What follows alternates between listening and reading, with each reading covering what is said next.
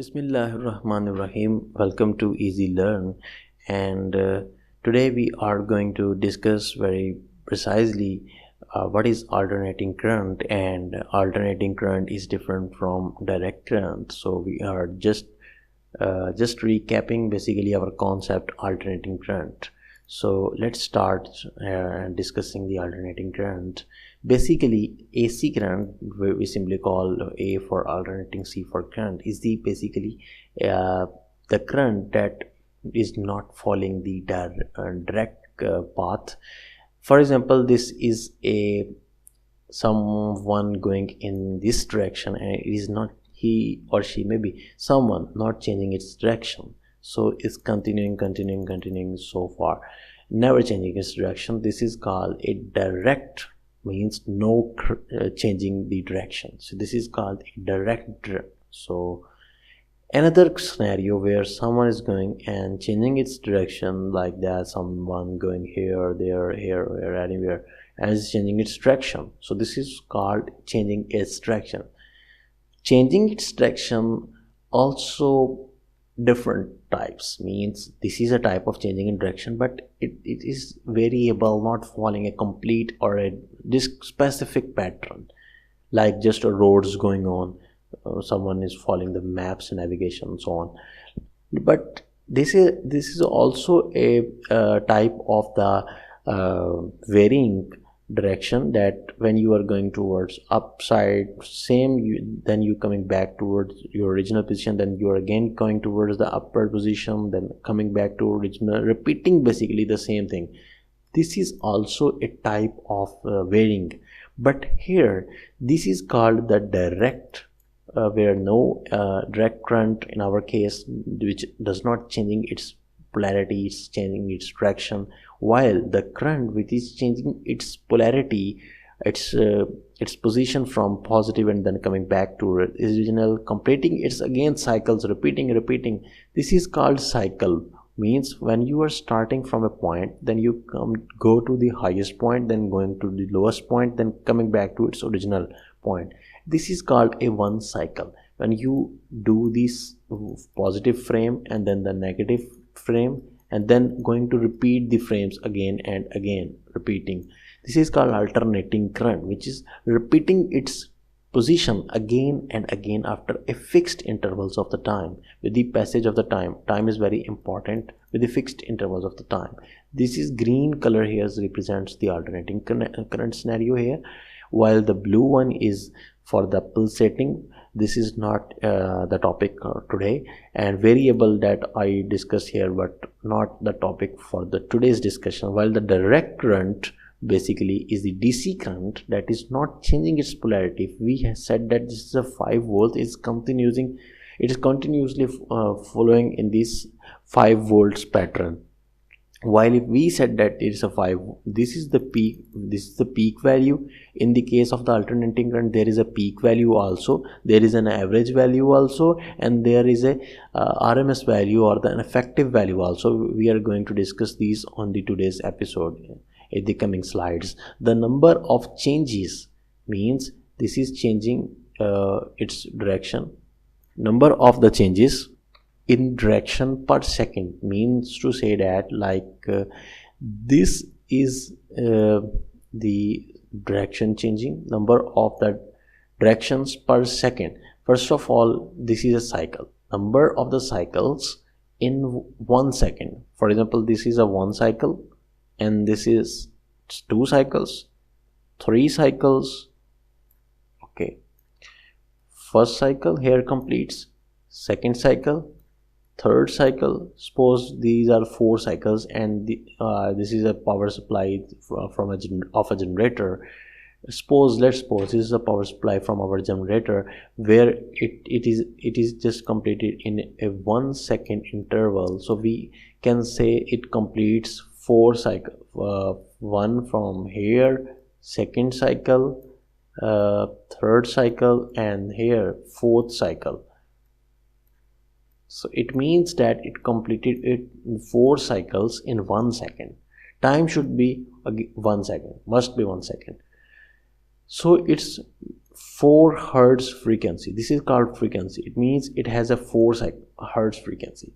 In other words, we can say that the number of the cycles it is going to complete in 1 second is called the frequency, and it is measured in hertz. The unit is hertz. The frequency is governed by the frequency or the speed of the rotation. Basically, the generator's speed matters. If the speed of the generation of the coil increase, that we discussed in the previous section, as you know, if you remember, that there was a magnet that is wounded to the coils. Here it becomes the north and the south, and the 3 different type for the 3-phase 120-degree angle. 3 different coils are wounded, and if the speed of the rotation of this magnet is increased, then definitely our frequency will be varied according to this speed. The standard frequency used throughout Australia is 50 hertz. This is usually most commonly used 220 to 223, 220 to 220 or 230 volts. For that case, usually 50 hertz is enough, but rarely, just some countries, few, also uses 60 hertz. This is for the 50 hertz. This is the standard frequency. 60 hertz can also be used where we have 110 volts, like in Afghanistan and so on. Anyway, this is accurately controlled normally within a variation of plus or minus 0.1 hertz. This is very accurately controlled. Means if this is a 50 hertz generating it means that its rotation is very precisely controlled. This is a control system engineering basically at the generation side when electricity is generated, because ultimately if this varies, it affects the transmission system also, and when it pass through all the steps, it will reach to the consumer end, and then overall the consumers and customers that we are consuming basically, so our appliances are affected. So we have to be very carefully while producing this, that our generator is actually rotating in the right speed, so that these frequencies are controlled according to the desire. So variation is only 0.1 hertz, mean 49.9 or 50.1, because customers voltage is maintained at fairly constant level, and only 6% variation can be received, can be bearable on the load end, and 6% is also just because of the load is varied because of us, because on a transformer there is load, and not only one home is connected, many homes, and if one home suppose turn on its air conditioners, its motors, and when it's suddenly off, the load definitely changes. So due to this, 60% tolerance is always bearable on that cases. The great advantage of alternating current over DC current can definitely, because transformers can be used. If you remember the previous lectures that a couple of episodes ago, we discussed the transformers. When we connect the source to the one coil, the other coil will definitely induce the EMF because of the changing magnetic flux produced in the primary coil because of the alternating current, because it's changing its polarity according to continuously changing its polarity in a complete specific intervals, like in 50 hertz or 60 hertz, whatever. It depends upon our source. If alternating current is applied to the primary coil, then the secondary coil also induced a current that is also alternating current. And remember that if we applied a DC current which does not changing its polarity, magnetic field is induced, but in the secondary coil we are not obtaining any sort of the current.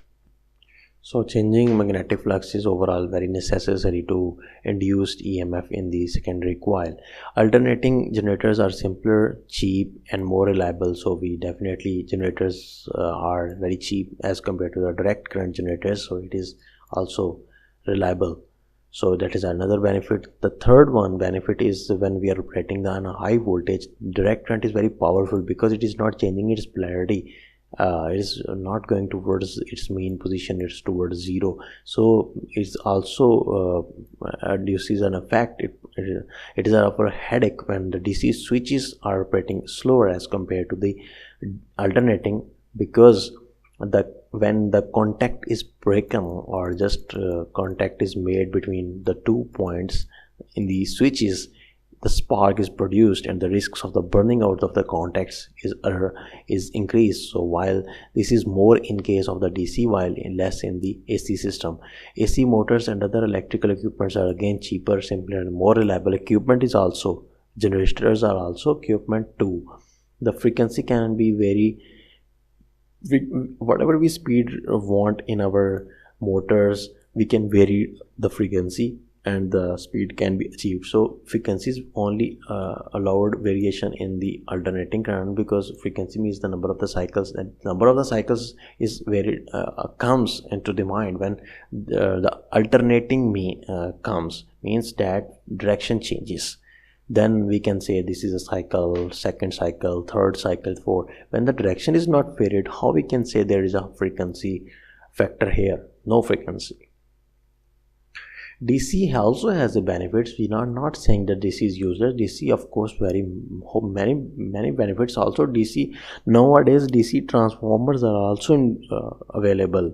This is an older concept that DC cannot be step up or step down, or transformers are not working on that. But still, the alternating is most widely used. Transformers are most widely used in the case of the alternating. So that's why I'm discussing here alternating and saying DC can be a step up or step down with the help of the transformers basically. Anyway, the DC is limited to some specific and the special applications such as the powering trams and the trains. Basically, trams and trains means they need a high power, because you can easily see that how much power or horsepower can be needed to run the train. It's not easy, because especially at the starting point, where much from the stationary point to start, this is the much needed power, and this can be powered with the help of the DC, where the DC has much more benefit as compared to the alternating. Radios, amplifier and all other equipment that you are using, maybe your mobile phone, circuitry, motherboards of the computer, and all the basically microelectronics or electronics basically operate on a DC power supply that can be converted our main AC to DC. How we can convert alternating current into DC? Diagram and application season 1 and season 2 are available on our channel. That is why we are saying it's much easier to cover AC into DC rectifiers.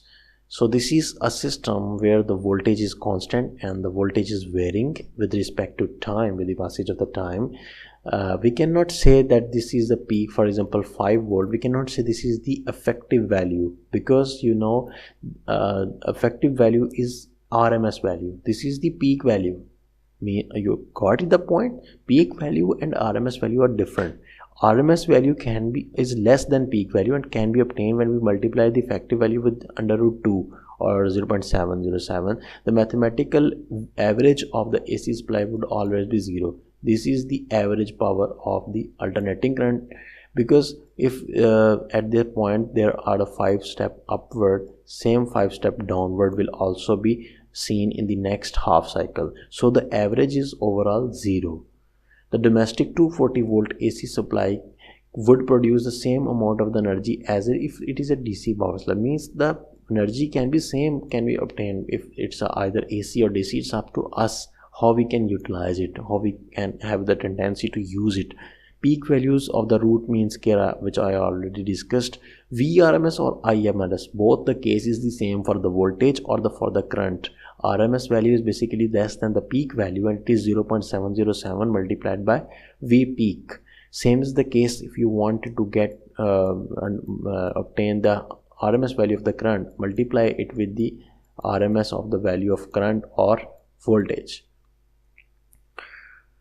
So this is the basically, you can see if this is a peak value, this is the RMS value is always less, and just saying this is not sure that this is 240's RMS value, or just saying this is the complete intervals of the time it is repeating. It means that this is the alternating voltage. And how we can obtain the alternating voltage in the three-phase supply? Definitely by getting any two-phase wires, and then calculating. This is usually 440 volt there, because it is used in mostly for the case of the powering higher and heavy loads like large air conditioners. So 440 is mostly used in the case of the three-phase systems, and difference between the individual line voltage and any point, so on. This is the quiz time for you, when you have to answer these simple questions. When 60-watt bulb can be operated from a 240 volt RMS value, this is the 240 RMS value of the alternating current supply. So answer these questions. So the coming up next is the transmission system. We are going to give a very precise touch to the transmission lines, and how because generating stations are far away from the where the consumers are utilizing the power. So the transmission is definitely providing the path. It is basically the contact between the generation to the user end. So we are going to discuss this in the coming episodes. Stay tuned, watch and grow, because this is easy learn.